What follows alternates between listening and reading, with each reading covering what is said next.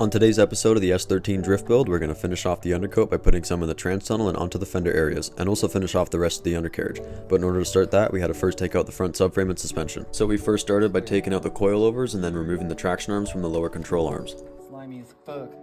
And then we moved on to the sway bar end links. Now we can knock out the knuckle assembly from the ball joint and unbolt the lower control arm. Then we just did the same thing on the passenger side and moved on to dropping the cross member. And we also got a brand new OE replacement S13 steering rack that I'll be pairing with some S14 tie rods for some extra steering angle. Now that we have room in the engine bay, we can start masking the trans tunnel and fender areas. Then we scuffed the frame rails and cleaned everything with some degreaser and started laying down some undercoat.